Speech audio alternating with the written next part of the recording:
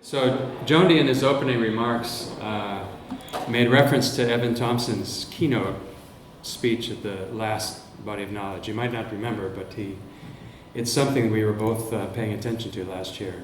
When Evan completed his keynote at the last one, he called for a new research program on mindfulness based on a more equal footing between the artists and the scientists.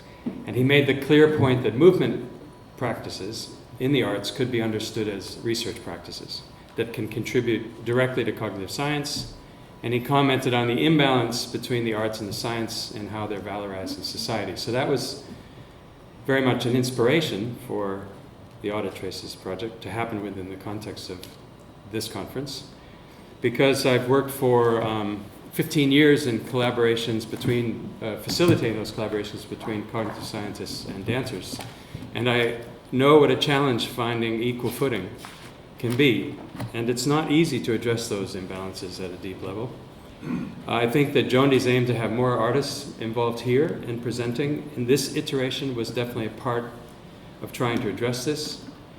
And it was in your kitchen, Jondi, about a year ago that we discussed the Audit Traces idea and maybe trying to apply that here. So I want to tell you a story about where that idea comes from, the Audit Traces, in part because it brings up a notion of friendship, which is something I've been thinking about over the last few days in this context, in this event, and all the talk about different kinds of relationships. So I wanted to talk about friendship through telling you the story of Phil Barnard, who's a theoretical cognitive psychologist with whom I worked since about 2003 on collaborative research projects with dancers. He was obviously also then became a good friend of mine. He's somebody who always sought to find that equal footing with the artists he was exchanging knowledge with, and we spent many hours together at the edge of the studio watching things being made, writing papers together, giving workshops and talks. And the very last paper that we wrote, after about 15 years and published together, is titled Mapping the Audit Traces of Interdisciplinary Collaboration. And that's where we tried to work out a process for really valorizing these different relationships, the arts and the sciences, and valorizing that input equally. And if you'd read the catalog text that I wrote, I talked about a generic language and modeling of processes. And that's really where those ideas come from. So if you're interested in reading that, it's open access, published on Interdisciplinary Science Reviews. But I wanted to give you a short insight into what Audit Traces meant for me, because at this point, now it means something very different. Because I've been working with Dita and Ashley, Aaron, Martin, and Sarah in the context of this event. And your role, you might remember from the beginning, that we took on was to try and chart, these are Jondi's words, the feedback loops in this exchange that we would be undertaking here, those feedback loops that might go unnoticed, and that was the word he used. And then the conference started, and our process, as I said at the beginning, was our process, the team, was to attend as many of those presentations as possible and come back together at the end of the day to report to each other, usually by referring to our notebooks, which was quicker than reviewing film material. We discovered that quite quickly, but still wanting to think through film material. And something quite remarkable really began happening for me, because when I was presented directly with such interesting and thought-provoking ideas and experiences, and having such a short time to sort of work on things before the next presentation, we could only report back on what we had noticed and try to organize how that made sense to us through starting to kind of structure and make connections. But the key word here really is noticing. Because what one is capable of noticing in and around an experience of any one of these single presentations is really quite a lot. You can notice the content of what's in front of you or what you're participating in, the temperature of the room, the other people, the amount of time people are using. You notice the chairing, you're getting hungry, you're getting sleepy, you walk out into the sunshine, and you might have noticed when Sean Gallagher's wife, I presume, walked behind him on the Skype screen this morning.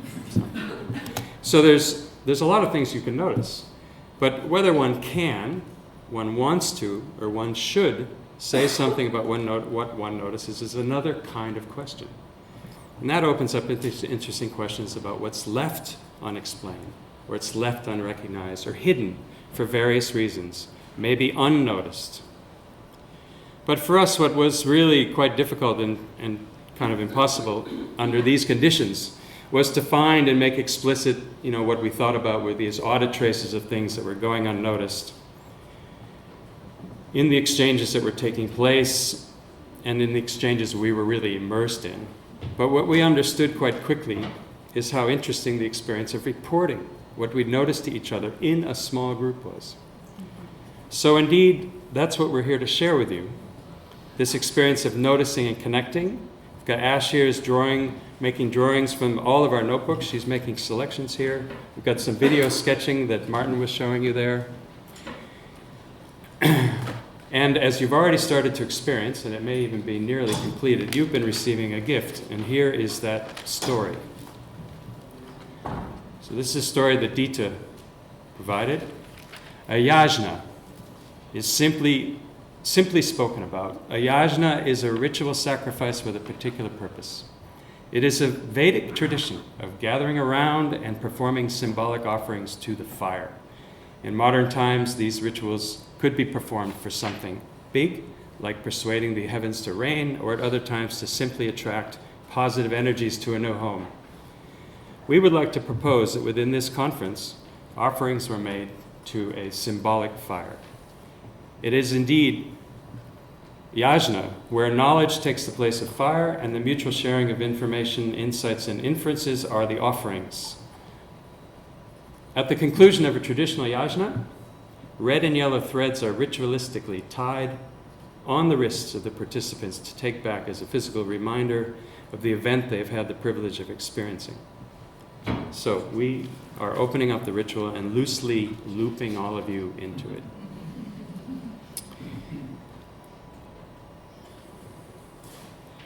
And I'm going to now turn over to Sarah, and you've got things going on up here. Okay. Okay, thank you, Scott. Just to go on from what Scott's been saying about what have we been doing, we have been processing what we have noticed and noticing what we are processing. So I'd like to invite you all to share our process. So to begin that, what would help would be is if you could get yourself into small groups. So I'm going to invite you to perhaps everyone stand and give yourself a little bit of a wriggle and a shake. And if you find yourself a few chairs away from people, then perhaps just move a little bit closer. That's it. Give yourself a little bit of a stretch on the way. It might just be moving a couple of steps up. Look around. Groups of 2, 3, 4. You might already be there. That's all fine. That's fantastic.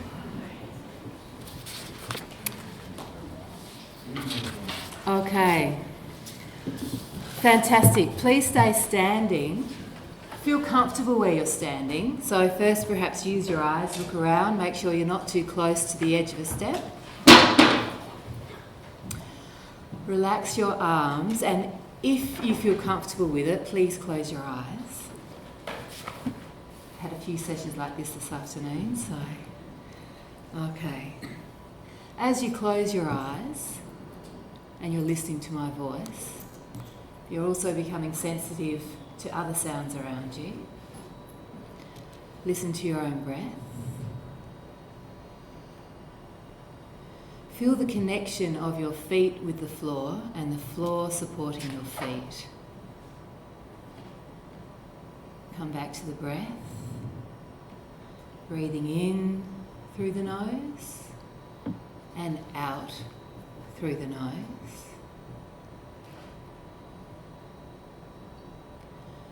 We've had 3 full days. Allow those thoughts, those feelings, those experiences to pass through your body. Allow those experiences to cluster, to gather, to fill your body up.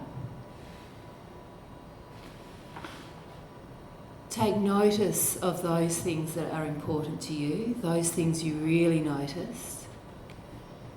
and take notice of those things that aren't so important, that you barely noticed.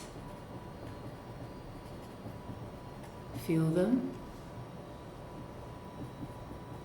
see them, be them, feel the breath. With the next inhale, just move your arms out to the side, keeping your eyes open or closed, it's up to you. And when you feel your neighbour, you can exhale and allow your arms to come down and softly open your eyes. That's fine. Okay, I'd like to invite you to sit down again.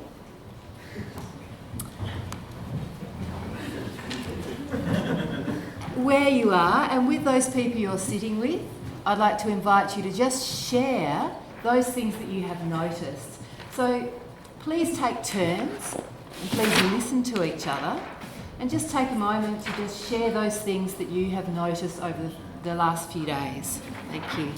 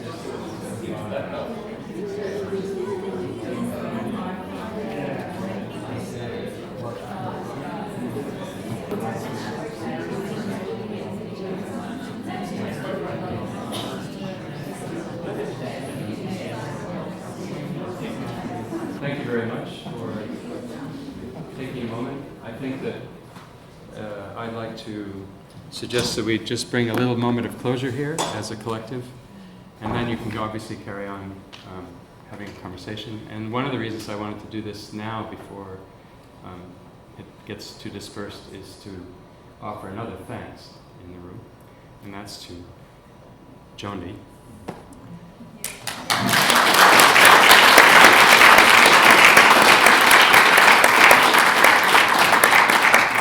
I was just sitting with Gary and just talking about how, what a pleasure it was to have you guiding us through this and sharing your thoughts in the morning, and also commenting on things that were happening here, and your cool demeanor behind the desk while the very scary Skype stuff is going on. So it's and the people you brought together. So yeah, thanks very much. Really great work.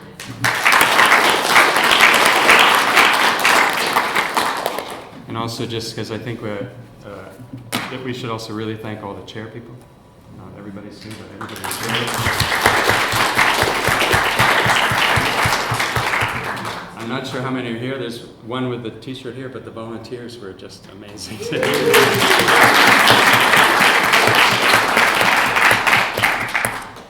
So,